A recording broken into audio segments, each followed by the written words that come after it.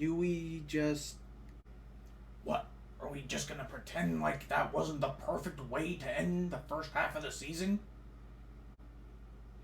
Yeah, I mean, that pretty much sums up how the entire first half went. One step closer to Bedard. One step closer to Bedard. Hello, everybody, and welcome to DDFR number 41 on the season. Today, we are going to react to the Anaheim Ducks losing 7-1 against the Boston Bruins. The fourth time this season that they've allowed 7 or more goals. Let's hop right into it. So some things I want to touch on before this game. This is the halfway point of the season. The Ducks are on pace for 24, 50, and 8 as their record for the rest of the year. That's going to equate to 56 points in the standings. Might be enough to get Connor Bedard. We'll see. So like I mentioned earlier, this is the fourth time this year that the Ducks have allowed 7 or more goals in a game, and the 8th time that they've allowed 6 or more goals this year. Meaning that about 1 in every 5 games they're allowing 6 goals. And yeah, that's not a great statistic to have. Unless you were just lighting up the league as well with a whole bunch of goals as well, and you were losing by just a little bit. But no, just like this game, most of the other games where the Ducks allow 6 or more goals, or even 7 or more goals, they're blowouts. So just like I predicted at the end of the last DDFR, it was Jeremy Swayman and John Gibson in net, and Jeremy Swayman got robbed of star of the game, in my opinion. He played really, really well. John Gibson probably should have been pulled. And that's nothing against John Gibson.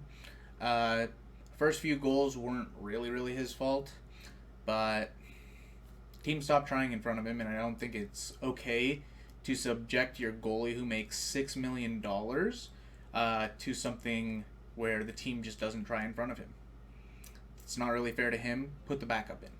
Put the backup in, and then make the team feel bad for not playing for the backup.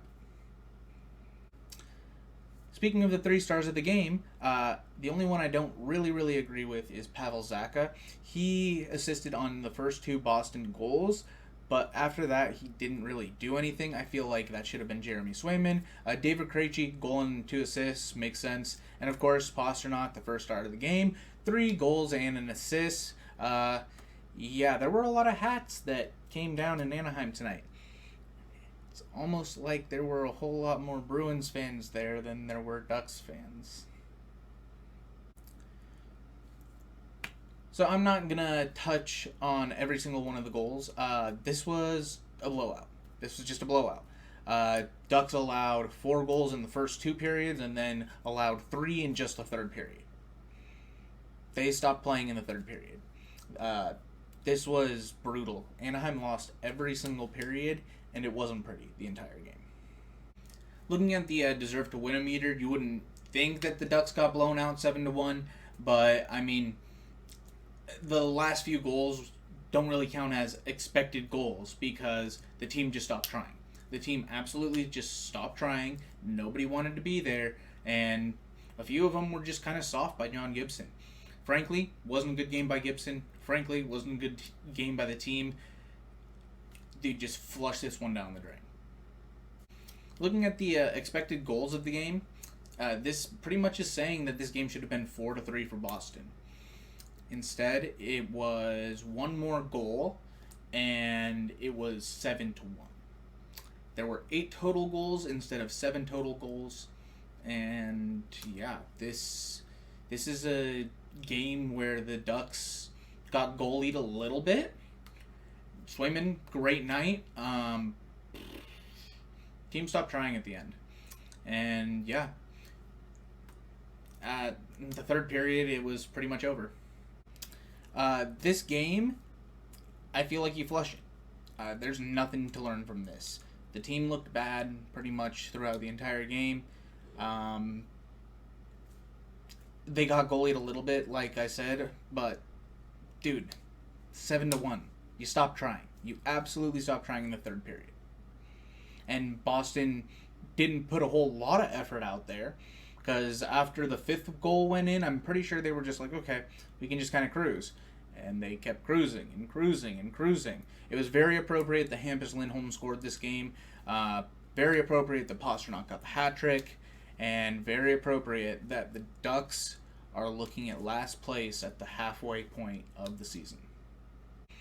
Alright, so playing the best team in the league is how the Ducks ended the first half. Okay, that was bad. Alright, so playing the best team in the league is how the Ducks ended the first half of the season. And to start the second half of the season, they get to play against the best player in the world. Alright? That's awesome. The Ducks take on the Oilers Wednesday at 7 p.m. Pacific Standard Time, 10 p.m. Eastern Standard Time. The game will be on Bally Sports West for anybody in Southern California. For anybody in Canada, it'll probably be on Sportsnet. Yeah, this is a game where I expect the Ducks to get blown out again. You know, last time the Ducks actually won 4-3 in the first game, but after a game like that against Boston, the Ducks do one of two things. They come out and they play hard, so the Ducks are going to either have a really hard-fought game where it's either going to be really close and they lose, or they're actually going to win the game, or it's just going to be a complete blowout. There's no in-between of like, oh yeah, you know, the Ducks look kind of bad, but you know, they stayed in the game. It's not going to be like that. It's not going to be like that. It's either going to be a blowout, or it's going to be a hard-fought game. McDavid has 33 goals and 43 assists in 41 games. He's on pace for 66 goals and 86 assists. That's utterly insane. Meanwhile, the Ducks' leading scorer, Troy Terry, is looking at 66 points in total at the end of the year with the pace he's on right now. This is going to be a game that is either going to be very entertaining or absolutely horrendous to watch.